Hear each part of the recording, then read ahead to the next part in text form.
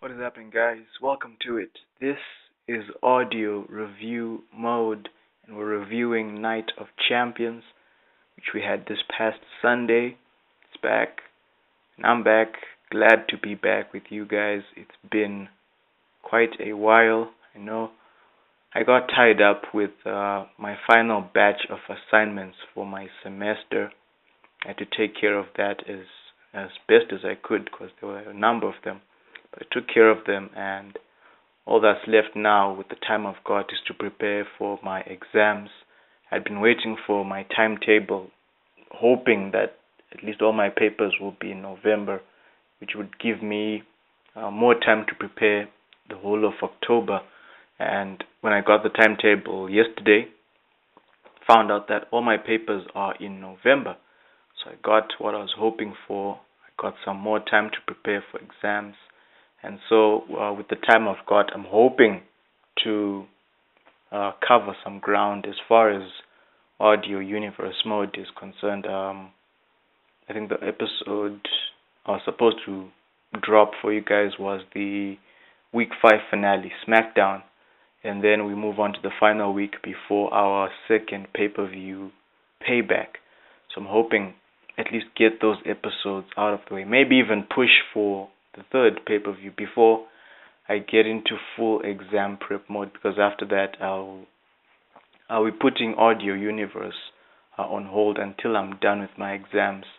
As far as reviews go, I'm thinking maybe like once a week I'll just do one episode where I cover Raw, NXT, TNA, maybe Ring of Honor as well, and the pay-per-views, of course, at the end of the month. I'd like to do those as well. So in this episode, we'll cover Night of Champions, and if I get the time this week, I'd like to do the Raw review as well. Do that Audio Universe episode, the SmackDown Week 5 finale, and just drop those episodes as best as I can before the end of the week. So Night of Champions. Well, this weekend, I should say, I got the chance to watch Ring of Honor's pay-per-view, which was on Friday, All-Star Extravaganza.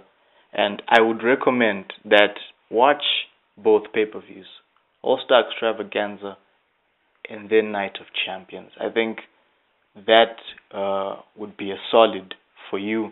And both of those events were great shows, great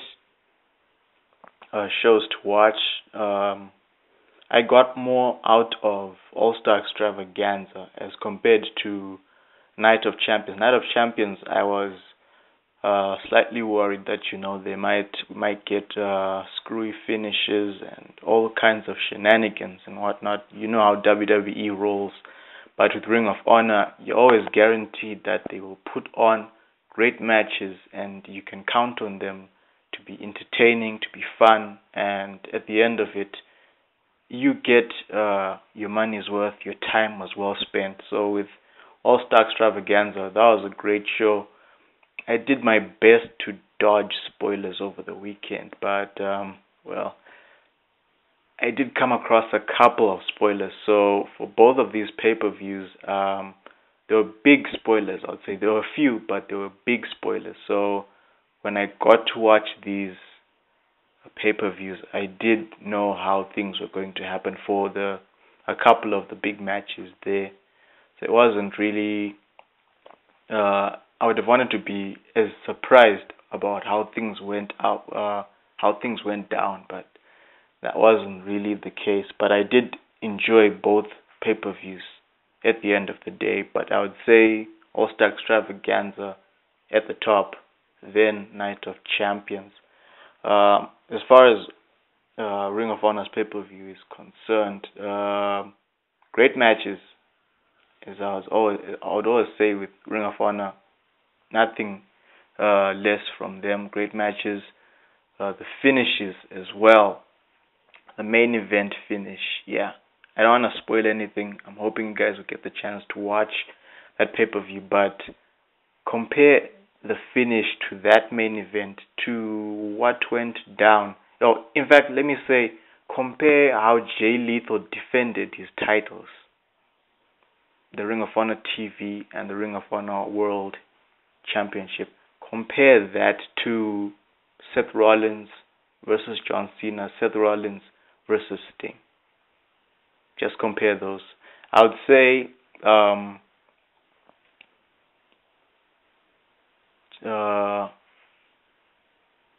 Jay Lethal defending the TV title versus Seth Rollins defending the United States Championship. I would put them, I'd say, neck and neck. Yeah, both matches were physical, I would say, and of course, with Jay Lethal, the finish to that match, yeah, classic heel move, way to finish the match in a way that didn't hurt Bobby Fish or made him look weak or anything. So that was an okay finish. I'd say both matches, but when it came to the main event matches, now I think Jay Lethal versus Kyle O'Reilly. That one I'd say it was or considering with Seth Rollins because he had to defend back to back, but and of course Sting, he got injured as well, so it was unfortunate. I think if he hadn't gotten injured, we would have gotten a great match. So I think it was building up to be a great match, and then the bad spot happened for Sting, and he got injured, so they had to wrap up the match. But with Jay Lethal versus Kyle O'Reilly, physical contest to the point where you'd think, okay, in the TV title match, there were points where I was like, okay, Bobby Fish might actually beat Jay Lethal because he came so close to making him tap out. He was using this, it was a knee bar. Yeah, it was a knee bar.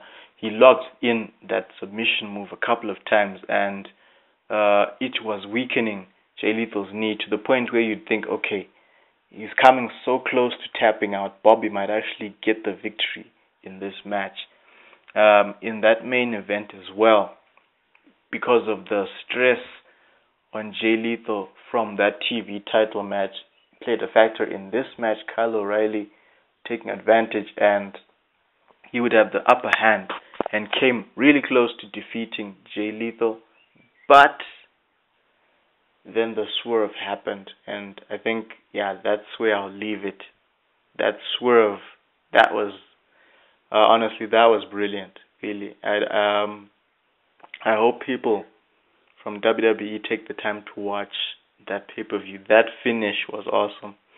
Really enjoyed it from nowhere, man. Seriously. So yeah, that was All Star Extravaganza in a nutshell. But this episode is for Night of Champions, so let's get into it. Overall, I would say it was an okay pay-per-view, because I went in thinking, because we've gotten so used to how WWE usually does things. They hype their events, and for some people they buy into it and like, oh, cool, I'm really hyped for this. Then at the end of it, you're like, what the hell happened? And you're asking all these questions. You're disappointed because you think you're going to get a big payoff, a clean finish and everything, only to be disappointed. Something odd happens. Finish usually not something you'd have wanted, and that's what we get. So that was the attitude I had going into Night of Champions. Although the matches I really had my eyes on, the Intercontinental Championship and the Divas Championship, and of course the Seth Rollins versus Cena, Seth Rollins versus Sting. Those were the matches I was looking at. The others, I was just to wait and see, just to see what happens. So at Night of Champions, the kickoff show, it was a six-man tag team match, Neville and the Lucha Dragons versus Stardust and the Ascension. It was an okay match for a kickoff show. Yeah, it was just something to get the crowd up, and anticipate the actual pay-per-view. So it was an okay match. There was more attention on Kalisto, Stardust, and the Ascension. They had him in their corner for quite a lot. Of course, I would say always keep an eye on Sin Cara because a lot of people really associate Sin Cara with botching spots and missing moves and everything. So I'm always really cautious when Sin Cara is in the ring because you're like, please don't screw up anything. Let's just have a match where everything is flowing and there's no bad spot or anything, like what happened at SummerSlam with Los Matadores. One of the guys ended up falling off the top turnbuckle. I think the Lucha Dragons were looking to hit a double superplex off the top turnbuckle, and the next thing you know, the guy tripped or something and he was falling out of the ring. That was not supposed to happen. So really worried, hoping nothing happened in this match. We didn't really get any botches or any bad spots. In the end, Stardust making use of Victor to trip Neville. I think he was looking to hit the red arrow. That didn't go as planned. Stardust took advantage, getting the 1-2-3 on Neville. So they get the victory over Neville and the Lucha Dragons. I just wonder how they'll push this feud forward. I'm happy for the Ascension that they've got something to do. After Stardust turned on Wade Barrett, I wonder where's Wade Barrett? I haven't seen him since Stardust turned on him. I think it was on a SmackDown episode. I wonder, maybe he's doing a movie or something. I have no idea. But I wonder, what do they have in store for him when he comes back? Wade Barrett. I hope there'll be a reboot. Something that can help him out, because it just looks like, okay, he's gone. If he comes back, will he get... I hope he won't get the Sheamus treatment. He goes, comes back, and whatever Barrett decides to try out next, it's not really connecting with the crowd. I mean, look at his run as King of the Ring. Would you really call him King of the Ring? No, I don't think so. So, curious to see what happens with Wade Barrett. Curious to see what happens going forward between Neville and Stardust with the Lucha Dragons and the Ascension. Happy that the Ascension, they've got something to do with Stardust. I think they could be a big faction, Stardust and the Ascension, going forward. Maybe to the point where if the Dudleys become tag team champions at some point, maybe we'll have the Ascension versus the Dudleys with the titles on the line. Maybe, I hope, the Ascension by that time they'll be built up to be incredible heels that fans can take seriously without WWE not booking the Ascension right, making them weaker than they should be. It's unfortunate, So I hope to see that. Maybe future tag team champions. I certainly hope so. So that was that. Also, in the kickoff, Sheamus was interviewed, and this is where he revealed that Seth Rollins will be defending the United States and the WWE World title back to back. I guess people didn't know until when Sheamus revealed that information. So that was that, and it was interesting that at least they made it certain that Sheamus will be involved tonight. They featured him a number of times in the evening, like backstage. I think just before the United States Championship match, Seth Rollins was with Triple H and Stephanie, hyping up for his match. They gave him a little pep talk, and then when he left, Sheamus gets in the picture and he's like, he's ready. So there, at least you're aware that, okay, Sheamus is around, he's going to play a factor, but where and how will he do it? right? So that was that. Then the actual pay-per-view itself kicked off with the Intercontinental Championship match. Ryback, the champion, versus Kevin Owens. One of the matches I had my eyes on because I think this built up right and given enough time and booked properly and everything, this is a great feud. Would do a great world of good for Ryback. He's been doing really well since becoming Intercontinental Champion. He's evolved, I would say, from last year all the way up to this point. Ryback has been rising as far as a character, as far as in-ring performance is concerned. He's not just like a one-dimensional guy using the same powerhouse moves. He's adding moves you wouldn't think he would pull off here and there. The splashes, the power bombs, the spine buster. I mean, I'm like, yeah, let's go Ryback. Let's see you evolve. With all the different opponents you get to face. Maybe you learn some moves from them, you add them to your arsenal, and you evolve. Because already the crowd is behind him. I'm happy that has been established, that connection with the crowd, because it was always unsettling, when Ryback shows up and you hear the Goldberg chants and everything. Really, that was annoying, and it was disrespectful, I would say. But I'm happy to see that the crowd is behind Ryback now. He's evolving character-wise, in-ring performance-wise as well, and you've got him in a program with someone like Kevin Owens, well-rounded guy who's been around the block. He's got the experience. He can go toe-to-toe with Ryback, make him look good, and it allows Ryback to shine and put on a great match against someone.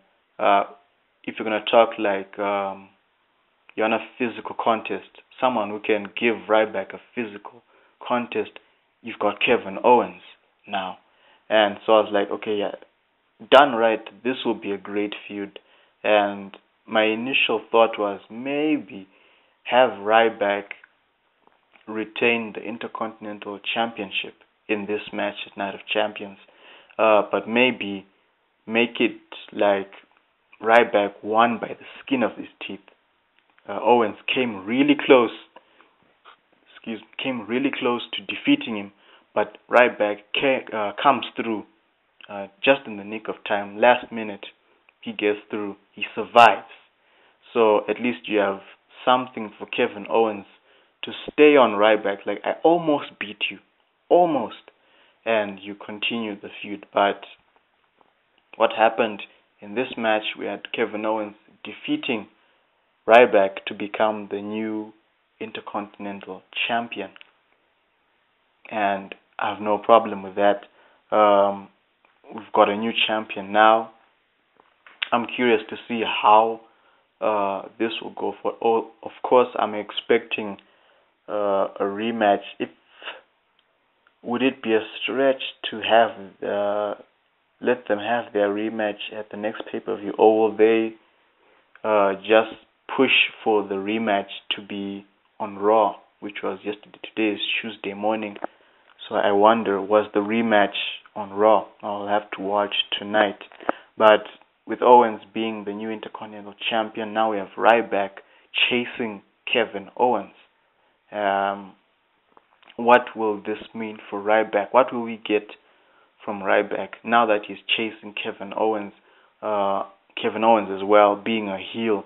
What lengths will he go to make sure he stays champion? Because you listen to his promo, I think it was during the kickoff, where he's like, what the Intercontinental Championship title means to him.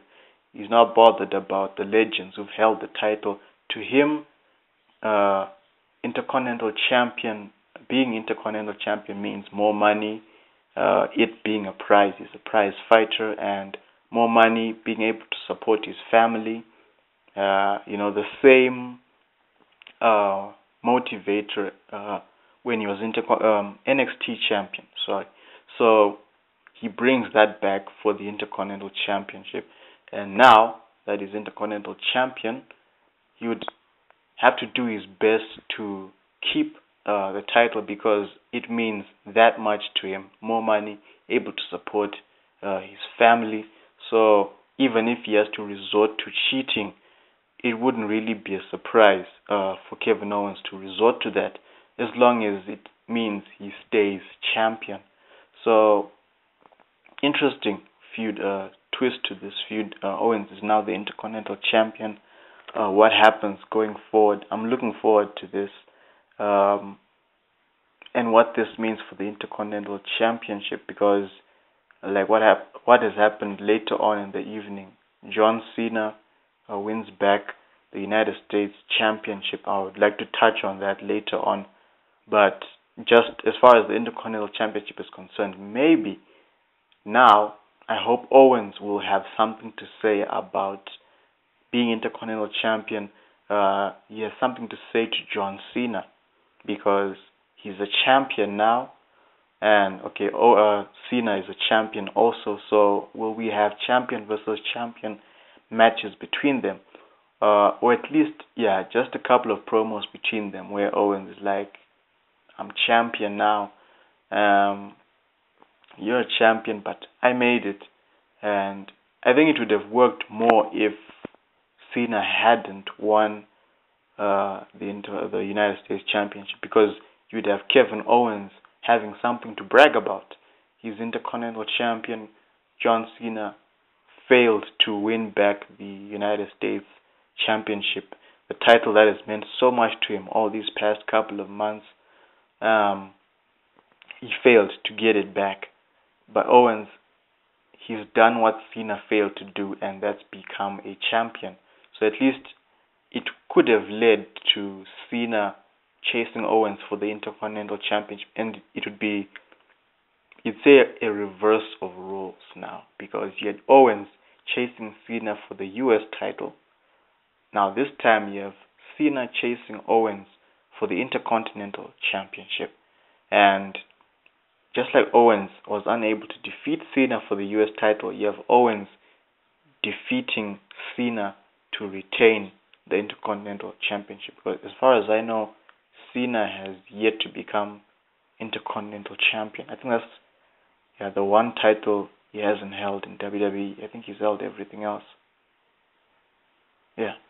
So congrats to Owens becoming Intercontinental Champion. Ryback chases him now. I'm curious to see how this will go on. The match itself, great physical match. That was what I was expecting, and that's what we got. The finish, Kevin Owens going heel mode, rake to the eyes when Ryback was looking to hit the shell shock. Rake to the eyes to Ryback, then the quick roll-up pin, and Owens gets the victory. Intercontinental Champion right there.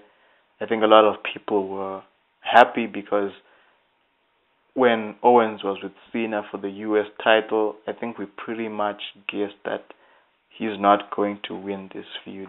And a lot of people were disappointed about that. But here we have, I think because later on in the night we had Cena winning back the US title. So at least with Owens as Intercontinental Champion, we have something to be happy about. We don't have to focus on Cena too much anymore because we've got Owens to look forward to as Intercontinental Champion, and perhaps we'll have him as champion for a while. There's so many people he can work with, so many great feuds we can look forward to until they build up. I mean, it's like with John Cena. We have to wait until they build up the next credible guy to defeat him for the US Championship. I'll touch more on that in detail when we get to that match. But with Owens, again, waiting to see who will they build up to be the guy who defeats Owens for the Intercontinental Championship. And maybe by that time, they can move Owens up to the WWE Championship. I don't know. But I'm hoping at least by then they'll have something prepared for Owens. Same with Ryback right now. I hope they have something prepared for Ryback going forward, not just after his program with Kevin Owens, then they push him back down to mid card and not really have anything meaningful to do for Ryback. So yeah, I wonder for Owens, who will be the guy who defeats him for the Intercontinental Championship? Will Daniel Bryan come back at some point and feud with Owens? Like that. But anyway, there was an ad for Brock Lesnar's Go to Hell tour, building up to his match against The Undertaker at Hell in a Cell. It'll be in a Hell in a Cell match, so I wonder who's going to win that one. At this point, I can't really pick a side because, yeah, I can't. I don't even know.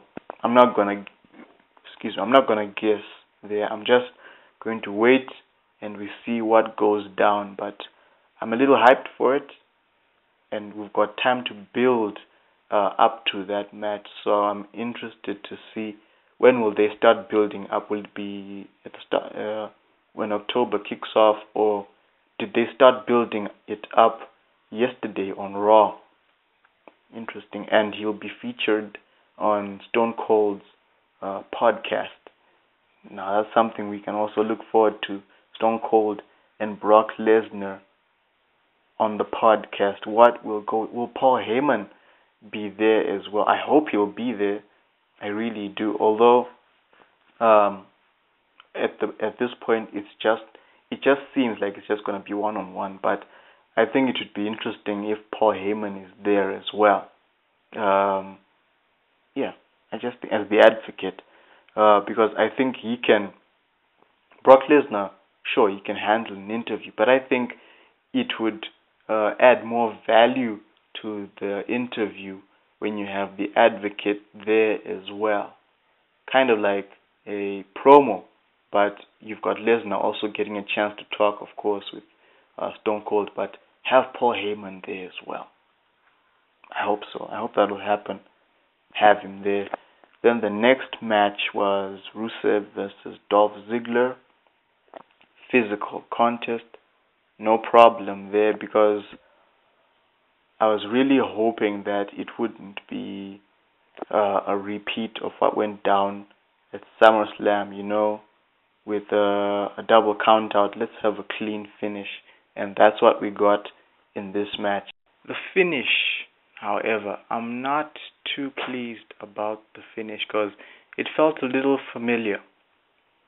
Felt almost like the finish that happened at WrestleMania when Lana got involved, which cost Rusev the United States Championship, and Cena got the win there. So kind of felt like that.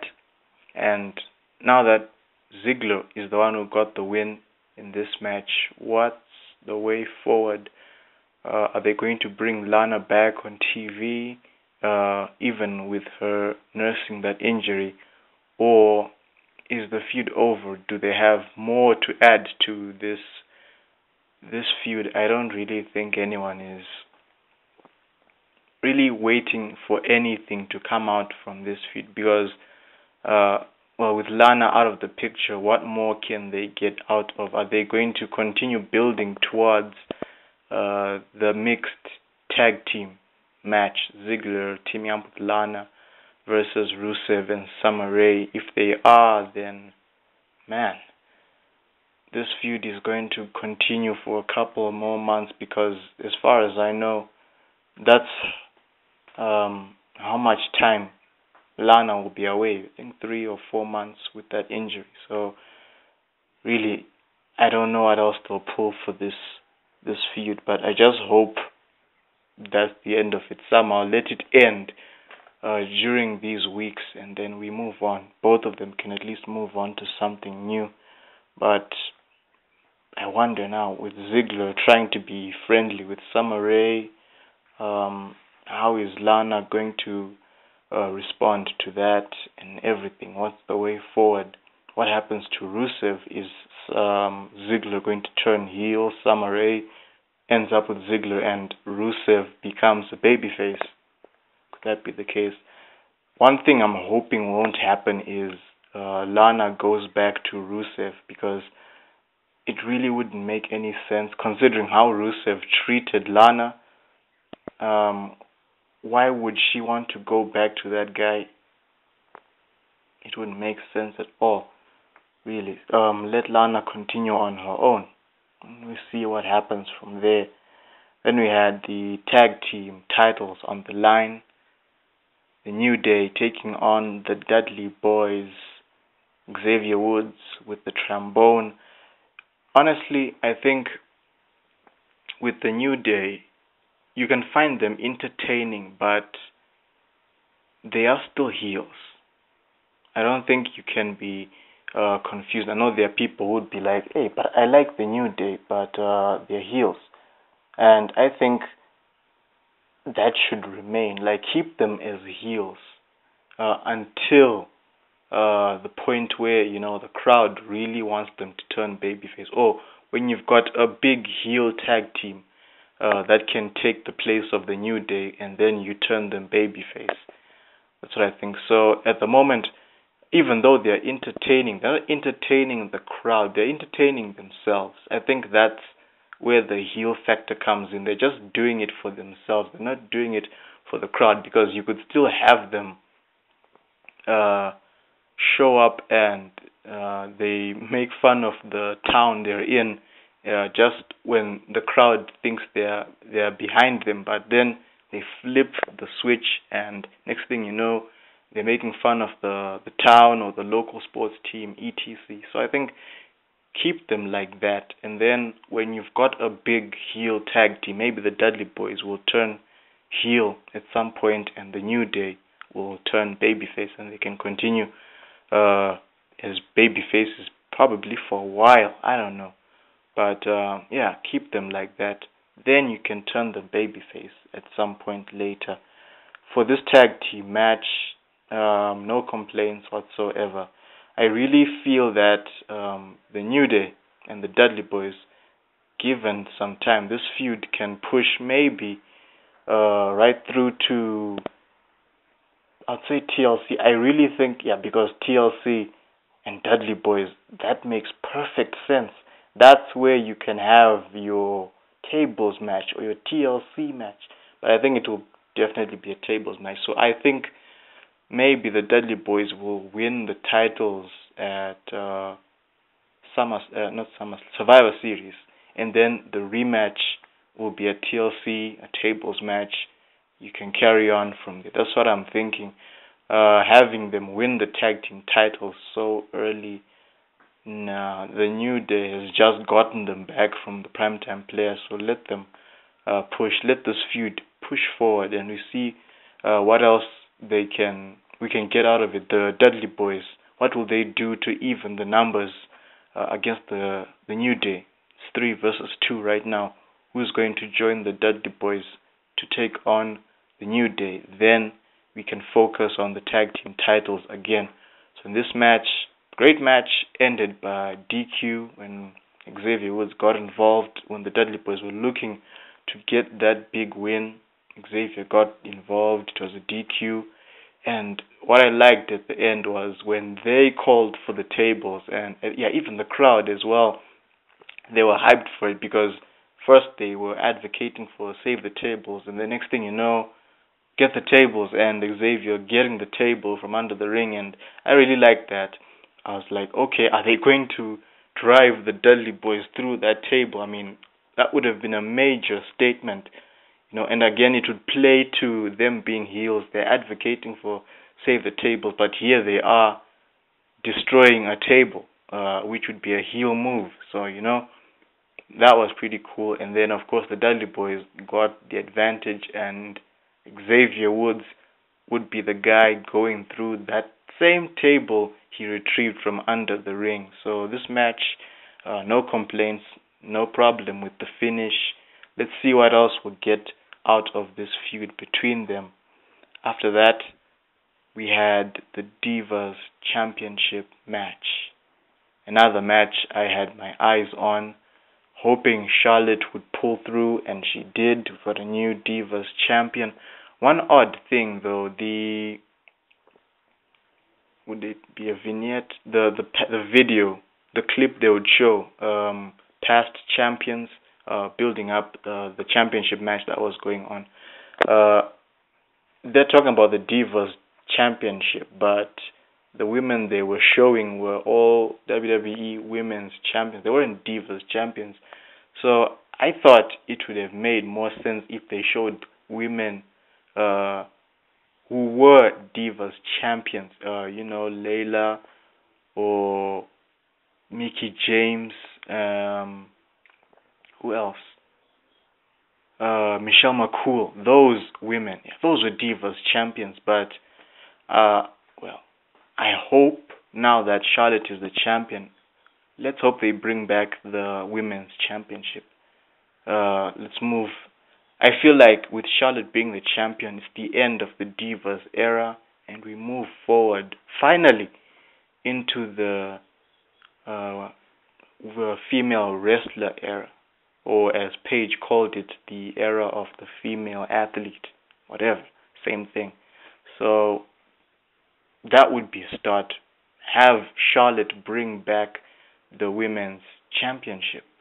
Let it mean something, because I think it would be half-assed, so to speak, if okay, we've got Charlotte as the Divas champion now, but no major change. I mean, if it's a real revolution, can't the championship be revolutionized as well, bringing back a title that actually means more than the Divas championship, the women's championship? Bring that back. So yeah, I'm hoping for that. The match itself, I think it could have been better if it wasn't all centered around Nikki Bella working on Charlotte's knee, practically the whole match. It would have been okay if they were doing other things, Nikki working on other body parts, doing other moves, and then she can go back to the knee, just to emphasize that, okay, she's found that body part, she's targeting that body part, but she's weakening other body parts as well. She's doing other things to weaken Charlotte, but it was just focused on the knee. And in the end, of course, you'd wonder how will Charlotte pull off the figure 4, bridge it into the figure 8. How will she pull it off when the knee has been worked on the whole match, basically? But she came through, and with the spear countering Nikki Bella's, I think it was I don't know what move it was she was planning to do from the top rope, top turnbuckle. Charlotte caught her with the spear. Then she went for the figure 4, then the figure 8. Nikki Bella tapped out, and we've got a new champion now. So their Raw match, the finish aside, I prefer that match. That match was better in comparison to this match. There was more to it than what we got in this match, and now that I think about it, it's like they kind of wasted their match by having them compete on Raw, because we got a great match on Raw. The finish, of course, was what killed everything, but it was a better match. This match, now there was nothing more to it. It was just the same body part throughout. So that was my only issue with this match. But otherwise, I'm happy that we've got a new champion. Paige, now, she is the wild card in this. Is she going to be the first one to challenge Charlotte for the Divas Championship? After Nikki Bella, maybe Team Bella will be out of the picture entirely. Or maybe Brie Bella will step in for her sister and maybe for revenge challenge Charlotte for the title. Maybe Alicia Fox as well, until Team Bella is defeated. All of them have tried to take down Charlotte. I think that's the plan. At least it gives Charlotte some opponents she can be facing in the meantime until maybe Paige or Sasha Banks. Maybe that's how things will go. Team Bella try against Charlotte, they fail, and then maybe Team Bad. But I think Sasha Banks should be the one who will defeat Charlotte for the title. And why not save that match for WrestleMania? I think, yeah, that's another match that could be a big draw. These former NXT Women's Champions, give them time, give them a match, you know they'll deliver. No nonsense, no filler, no nothing. These guys, these ladies, I should say, will give us a match. So I think have Charlotte keep the championship until WrestleMania. Then you can have Sasha Banks defeat Charlotte at WrestleMania. At least have give them that WrestleMania match that people can look forward to. That's my thought on that. So congratulations to Charlotte. Let's hope this is the beginning of a new era for the women's division on the main roster.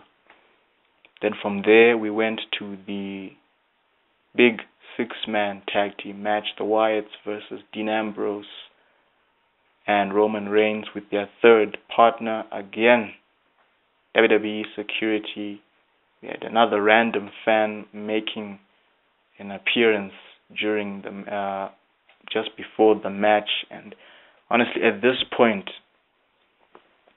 they should really work that out. Something needs to be done just to discourage people from trying to be clever and jumping over the barricade and being trying to get that 15 minutes of fame and all that. It's really annoying. It's not cool at all. So I hope security, they beef up security. Now let's keep that from happening. Spoils, kind of. So the third mystery guy that Dean Ambrose and Roman Reigns had chosen turned out to be Chris Jericho, Y2J. I had no idea it would be Chris Jericho, and I give him props for not, dropping. Maybe he did drop a hint on Twitter, I don't know, but no hint or anything in his podcast. So I really had no idea until I got hit by a spoiler over the weekend. I came across it on YouTube. So there it was. It was Chris Jericho. No problem with it being Chris Jericho. I didn't really have any guesses or anyone I'd hope to join Dean Ambrose and Roman Reigns. I was like, anyone good can step in. I'm curious, I want to see who it is. I didn't really guess who it would be.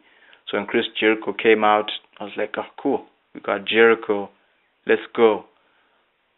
This match, of course, was centered around Braun Strowman, giving him a chance to shine, showing off how much of a monster this guy really is. So it didn't really feature him moving around the ring too much. It was just these other guys trying to take him down, but him overpowering them and giving the Wyatts that much of an advantage over Dean, Roman, and Chris Jericho.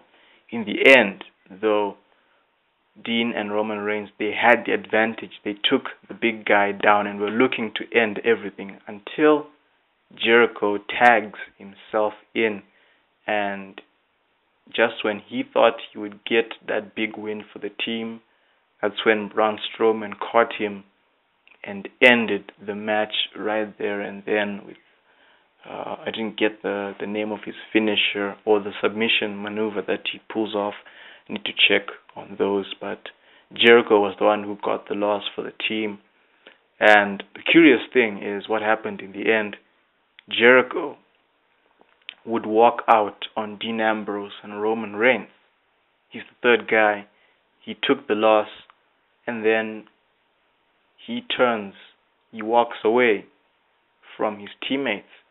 And this is an interesting move. I wonder why. Will we get an explanation on Raw? I certainly hope so. Does this mean that Jericho will be back in WWE television for some time? I certainly hope so. Let's see how far this goes. You know, this feud between the Wyatts and Dean Ambrose and Roman Reigns.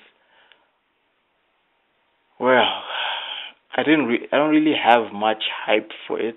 I don't really have, uh, because initially I'd hoped um, it would just remain Roman Reigns versus Bray Wyatt, but now that it's family versus quote unquote family, um, what happens? Are they going to continue looking for mystery partners until maybe Eric Rowan is healthy again? Will he team up with Dean and Roman against the Wyatts, or will he rejoin the Wyatts?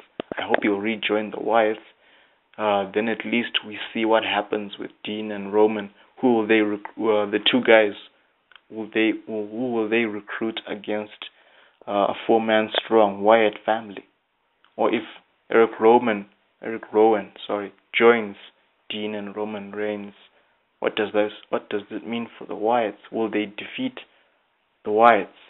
You know, so I'm just waiting and seeing. As far as this feud is concerned, not really hyped about it. We'll just see how it goes. So there you have it. The Wyatts got the victory this time. Let's see what happens going forward. Then the next match was the second to last match of the evening. This was for the United States Championship. John Cena versus Seth Rollins. And as as expected, these guys, they went all out in this match. Their SummerSlam match was impressive. This one was a step forward, step up from there. No disappointments whatsoever. John Cena got a clean win over Seth Rollins. My issue with John Cena winning back the United States Championship is now we have to wait for them to build up the next guy who could defeat John Cena. And not just defeat John Cena and then John Cena wins the feud, but he defeats John Cena, winning the United States Championship, and then continues as champion. See? We thought Kevin Owens would be that guy. Look what happened. They added Cesaro into that feud. Look what happened to Cesaro. So now, with Cena as United States Champion again, who's going to step up and be the guy who defeats John Cena? You know, because it feels like whenever someone feuds with Cena and then they get a victory over him, WWE, his fans, they panic or something that John Cena's losing now, and I guess in some way it affects WWE because I think their driving force are John Cena's fans. So if he loses and continues to lose, that affects WWE. So they might as well have him win the feud in the end. And if that continues to happen, it just means that anyone who feuds with John Cena isn't really going to benefit from that. It just means they'll feud with Cena, get that push, only to be dropped back into mid-card or wherever they were before they started the program with Cena. And that would be unfortunate because it means WWE doesn't really have any faith in anyone else to benefit from feuding with John Cena and stepping forward. Kevin Owens right now is that guy. He feuded with Cena. He lost the feud, but he stepped down a bit. But he's built his way back up. He's now Intercontinental Champion. He's in a good place now. But that's not always the case for anyone else. You know, that's the big worry. So I'd hoped Seth Rollins would retain the United States Championship, and it's unfortunate that they didn't make use of Seth Rollins as United States Champion during these weeks leading up to Night of Champions.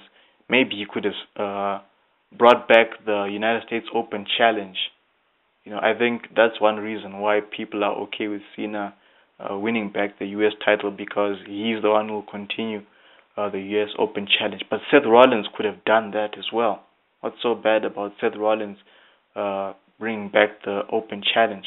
The fact that he's a heel doing something that John Cena was doing, I think it would spice up the feud between them, because you have Seth Rollins having something to brag about, and next thing you know, he's the guy doing the US Open Challenge. You could have him say, "Let me show you how it's done," rubbing it in Cena's face, giving Seth Rollins heat over John Cena. But it is what it is. Cena, US champion again. Waiting to see who's going to step up and defeat him for the championship title. Really, I wonder at this point. So that was the case. Then from there, it was Seth Rollins defending his WWE championship against Sting. And at this point, Seth Rollins just coming out of this grueling match against John Cena, who AA'd him outside the ring when he was looking to run away and avoid defending the WWE Championship. But Cena made sure he's not going anywhere, getting back in the ring, and then Sting comes out. This match would have been a great match. Honestly, it was building up to be that. But, with the injury that Sting sustained towards the end, and of course there was Sting going through the Spanish announce table, maybe that could have added to the injury, because it looked like he injured his neck, a serious neck injury, from taking a buckle bomb. It was the second buckle bomb, and the way he landed on that top turnbuckle, it looked really awkward. Even the first buckle bomb that he took, he didn't really land very well on top of that top turnbuckle. So, man, I think it would have been a great match, and I was hoping at least to have Sting get a DQ win, because he's in a major match now, and he's taken another loss. If he goes away again and he comes back, what happens? What do they have in store for him? I was hoping that at least have him defeat Seth Rollins for the WWE Championship. At least that's something. Have Sting. It would at least have Sting doing something major, keeping him around. I think he wouldn't be the type of champion that Brock Lesnar was, where he's not on TV all the time. It's just here and there, and you're wondering, okay, where's the WWE champion? I think Sting would have been able to pop up week after week, maybe wrestle 1 or 2 Raws, but he's on TV. It would have pushed Raw's ratings, I think. But I guess that's another reason why Cena's US champion again, for the ratings. But will it help? I'm not sure. So it's unfortunate that Sting got injured. It would have been a great match, I think. And I guess that's one reason why they had to wrap things up, because of Sting being injured.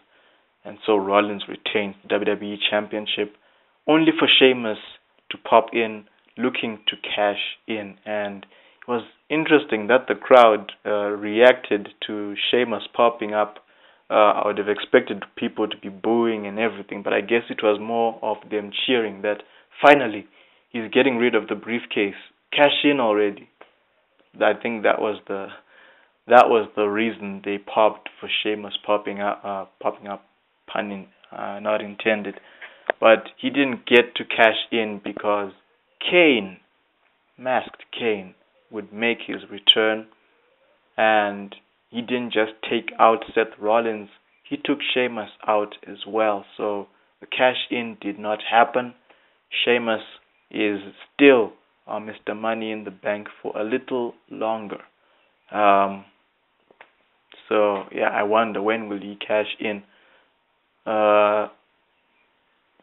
I'm pretty sure for Hell in a Cell, the second Hell in a Cell match will be Kane versus Seth Rollins inside Hell in a Cell. That's what I think. And maybe Sheamus um, will decide to include himself in that match. Because